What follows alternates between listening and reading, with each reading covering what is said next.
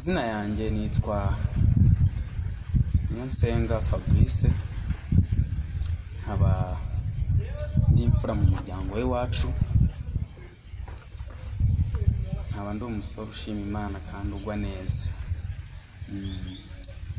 Ubundi iyo uvuze ngo Fabrice ni muntu ki? Fabrice ni umusore witonda, icyo ni kimwe. Umusore witonda, ukunda abantu, ukunda umurimo, udakunda umuntu w'umunebwe. Ariko mu buzima busanzwe ubundi Fabrice ni umunyeshuri, ndi kwiga muri kaminuza nkuru y'u Rwanda muri School of Business, ndi gukora icyo bita marketing. I'm doing marketing there. Muri secondary nkaba narize accountant, bivuze ko ndi umukontabure. Ikindi ndi single, ariko sinzi ko nabivuga, nubwo ndi single ariko ndi single nyine taken. Single taken, mfite umuntu turi guteganya ko yenda hagiye bigenze neza hari icyo byazadutwara cyangwa se hari icyo byazahindura mu mibereho yacu. Hanyuma ikintu nkunda, nkunda music nibwo buzima bwanjye. Iyo umuziki wabuze mu gihe ndi free, mu gihe nta kindi kintu ndi gukora, umuziki iyo wabuze ugomba nanarwaye. Nabivuze ngo mfite umukunzi, ndi single nyine taken, mfite umukunzi kandi ndamukunda cyane. Ikintu mukundira, anyitaho amakeya. Ikindi ni umwana mwiza ndetse ahuye n'inzozi zanjye, ateye neza mu bintu byose kandi agwa neza, nawe akunda abantu n'inkange.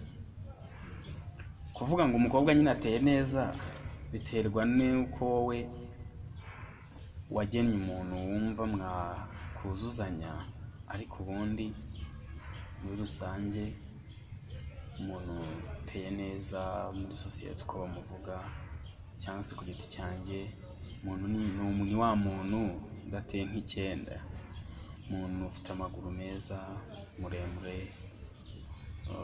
igice cyo hasi kitaruta icyo hejuru, ukabona ateye neza nk'igisabo, umeze neza.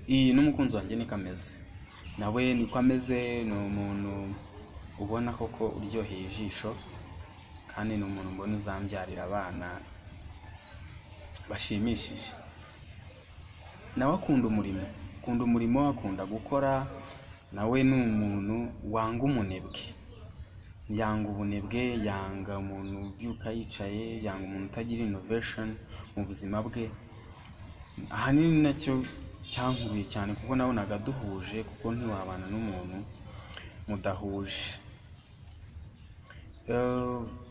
Nyereka inyinya yenda mbere yuko nayivugaho, reka mbanze mbabwire ko mu buzima busanzwe nkunda gukina filime. Mu buzima busanzwe nyine nanjye nkunda filime, ndi umwakta kandi ndakeka ni umwakiteri mwiza. Ariko nk'uko nari mbivuze, ubundi mu bisanzwe nakuze numva ko gukina filime bishobora kuba ubuzima bwanjye, kuko numvaga igitekerezo cyose nagira kugira ngo ngitange kibashe gukundwa, kibashe kugera kure, iyo binyujije mu mukino biryoha cyane. Numvaga ko uko watanga message kose ubinyujije mu buryo runaka, ariko bukinnye nka filime cyangwa scene, buri mu buryo bwa video bwageze umuntu kure. So bigatuma rero numva ngomba kujya mu bintu nk'ibyo, nkareba amafilime nakuze ndeba, maze kwigira hejuru ndeba uko ba Rwasa bakinaga, wakinnye ari Rwasa, ndeba Rwasa Musore bo muri iyi minsi ko bakinaga, nkumva urunana, nkumva nyine ndabikunze cyane. Rero maze kumva ibyo mbikunze, nagerageje gushaka uburyo ibyo bintu byazambera fondasiyo y'ubuzima kuko nabikundaga cyane. Ariko kubera kuvukira mu cyaro ahantu ibyo bintu bitumva se n'ababikora utabasha kubageraho, igitekerezo kimperamwo. Rimwe ndabyibuka ngeze mu wa kabiri segonderi, hari umwarimu ndanamusuhuje cyane ndetse mwifuje n'ibihe byiza, bamwita Peter. Uwo mwarimu rero aza kuza aratubwira uti buri muntu agende ahimbe ashaka ukuntu muzahiganwa kuri ibyo bintu byo kwandika inkinamico. Ndagenda nandika akantu nshaka tuzagakinana, twari mu bintu by'amagurupe. Ikintu kiraza kirarya kiratwika, ikigo cyose babona gurupe yacu yatwitse cyane, ibintu bimeze neza. Umwarimu arabireba abona avumbura ko harimo impano mu kigo, ariko abana bazifite badafite aho bigaragariza. Ikintu yakoze ntabwo byaciriye kuri ayo manota gusa, ahubwo nyuma yaje kwita ashinga karabu yitwaga Antisida rero nkeka ko yenda nawe byari mu nzozi ze, ariko yenda agakeka ko ibikorwa yashyiramo atabona ababikora. So byageze aho rero atujyana muri iyo karabu, afata abana yagiye abona bafitemo impano, abanditse neza, abakinnye neza, arabegeranya abajyana muri iyo karabu. Nanjye nuko nagiyemwo ibyo bintu mbikomereza muri iyo karabu, nakina abantu bakishima, ikigo kirabimenya ko ndi umukinnyi wa filime, mbona abantu barabikunze, nanjye numva biranshimishije. Ubwo rero umaze kunshimisha, nanjye noneho ya mpano yari yarasinziriye, cya gitekerezo cyo kuzava umukinnyi ukomeye wa filime byahise biza biramfasha, birongera birazamuka. Ubwo rero birakomeza gutya, ariko nyine icyo kigo nyamamariraho. Ku kigo ndagenda ndamamara nk'umukinnyi wa filime, nkandika nkakitinga, ko bajyaga bakora casting bakavuga ngo iyi role turi buyihende, bagatoresha mu kigo, ugasanga ni njyewe uje imbere. So ndavuga ati rero uko byagenda kose ibi bintu bishobora kuzavamo. So nyuma yaho naje kujya muri superieri, turagenda naho haza kuba ikintu nk'icyo, ariko urumva nagumyaga kumva amakuru y'amafilime tukayareba, nkumva n'ubundi nkaba ndacyabikunze. Imbarutso rero yaje kuba undi mwarimu nawe wigeze gushyira icyo kintu, nawe turagikora. Noneho n'abandi bana twaginanye muri classe yacu, mpimba inkinamico ndayitoza, nayo iramamara muri icyo kigo. mpita numva ko ibi bintu nkwiye kuzabikora. Ariko rero imbogamizi zaje kuvamo ni ku buryo bwo kubikora, abakinnyi se niyo nabikora umushinga nkibaza uburyo nahemba abakinnyi, uburyo nakandikamo, nkumva ko bigoye. Ubu ikintu naje gukora nyuma yaho ndangije segonderi, naje kugenda nshaka abantu, nshaka kujya nganira n'abantu babizobereyemo, bikagenda byanga, bamwe bakaba ari abasitari bikanga, birangira igitekerezo nanone n'ubundi inzozi zitajemo. Nyuma rero naje kwibuka ko hari umunyeshuri twiganye witwa Tuyishime Emmanuel, yari yarize computer science, mbona ari umwana w'umuhanga cyane, uri umwana ufite udushya amaproje ku ishuri, wabonaga ari we abantu barimo begera ngo abafashe amaproje. Mbona ko uwo muhungu hari ikintu yamfasha, naje kumwaprocinga rero ngo igitekerezo mfite, ariko nta bikoresho twari dufite, nta kamera, nta sound, nta kintu na kimwe twari dufite, ariko twari dufite ibitekerezo, dufite n'ubushake.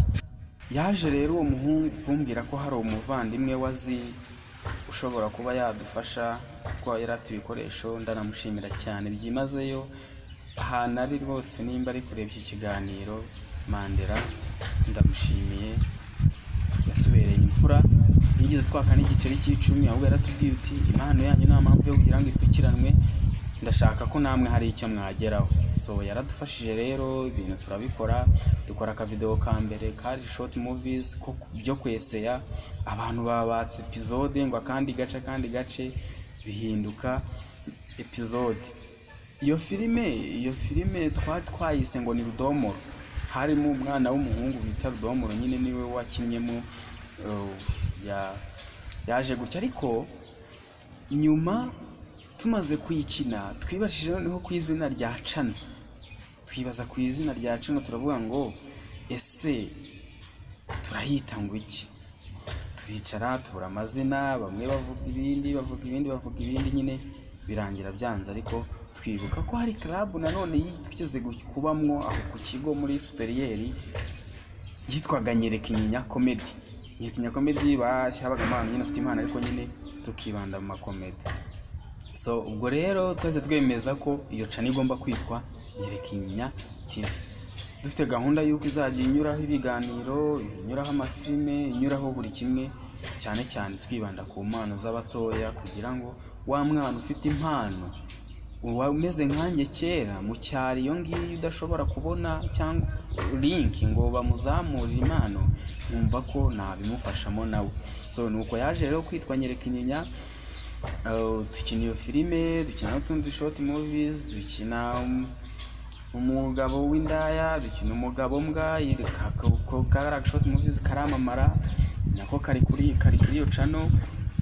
Nyuma rero twaje rero umva gukora udahemba, bakaguha kamera udahemba, ibintu byose nta na kimwe uri bwishyure, birarangira. Kamera bari kuduha iza gupfa, hagati rero kamera nabahagira apfuye, ubwo nta kindi nabafasha. Natwe twarabibonye ko nta patatugize, tubona ko nta kibazo twari dufitanye, tuba dutujeho nyine, tuba tubyihoreye. Cano ubwo iba ihagaze. Cano ihagarara yari ifite nibura abasabu 800 na aho ngaho, hagati ya 900 na 800. Ka video hariho 12, hariho video 12, oya ni 11, izindi zajeho nyuma. Hama rero biza kubaho ngaho iribagirana. Kugira ngo izamuke, twaje kongera dusanga atari ngombwa ko igitekerezo cyacu nyine nanone cyongera kigacwekera kikagenda.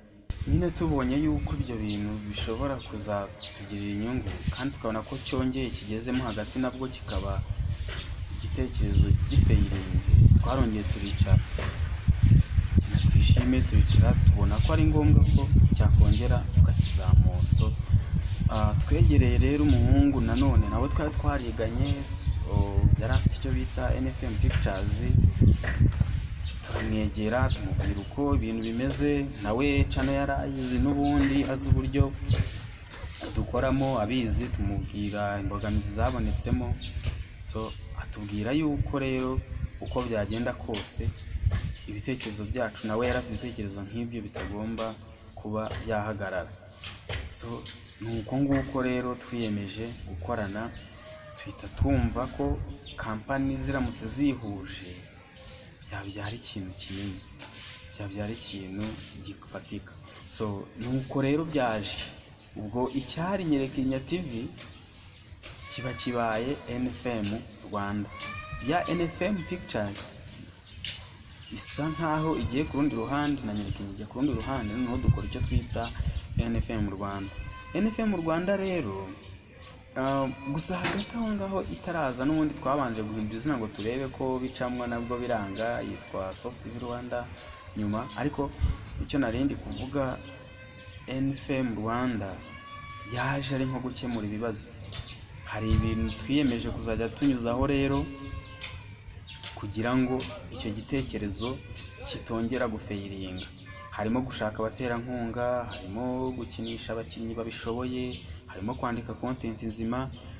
Duteganya ko hazajya hanyuraho, nimba ufite indirimbo ukazana tukayikunyuriza kuri iyo channel yacu, ni nka TV. Nimba ufite filime, hari ibintu by'ibanze zatunyuzaho, ariko n'ibindi nabyo bikaba byanyuraho, na weddings cyangwa ukeneye amafoto tukayagukorera. Urumva ko ni company ebyiri zihuje noneho ziri strong.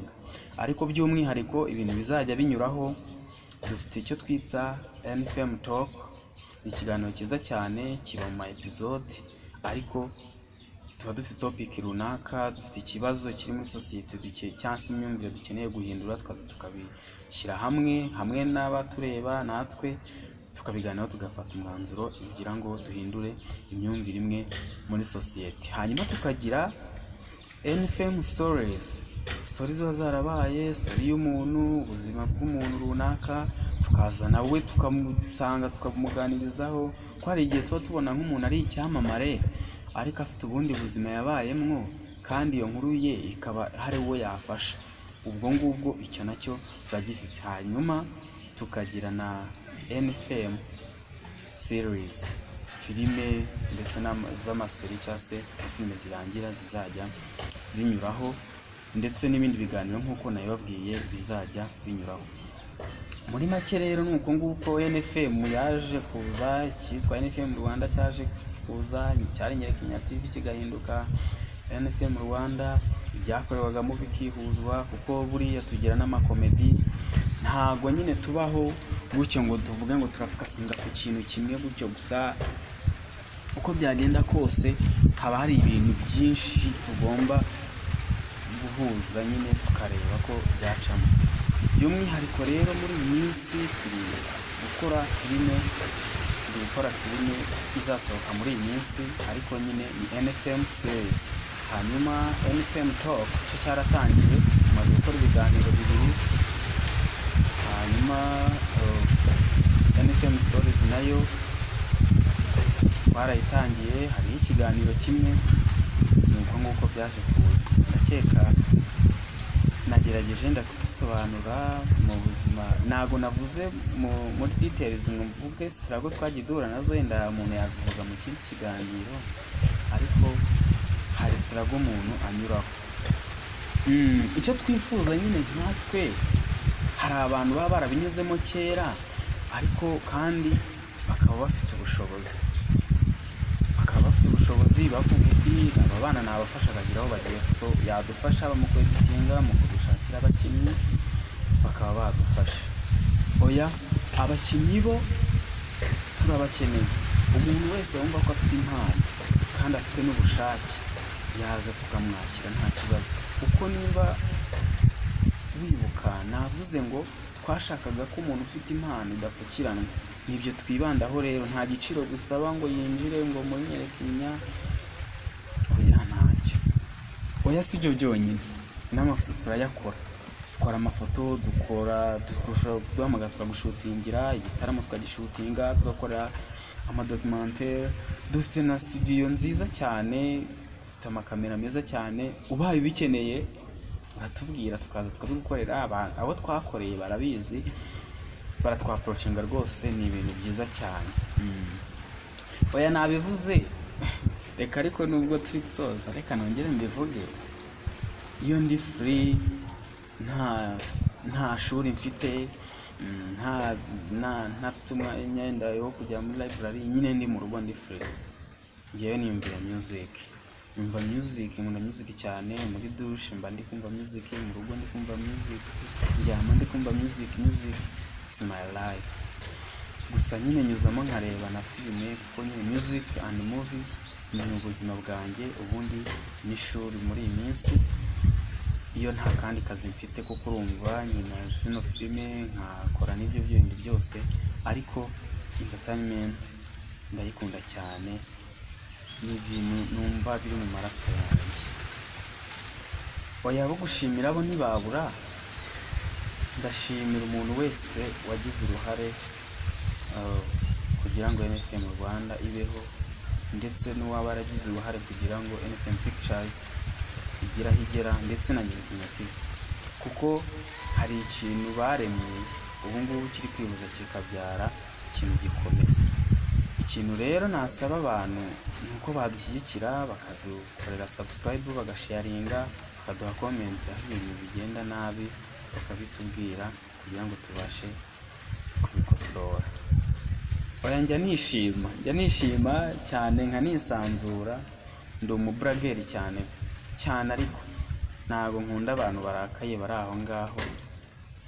aho nyine bona barakaye batameze neza. Ikindi nkuko nabivuze nyine, kandi bakora cyane. Ndabashimira, murakoze cyane namwe.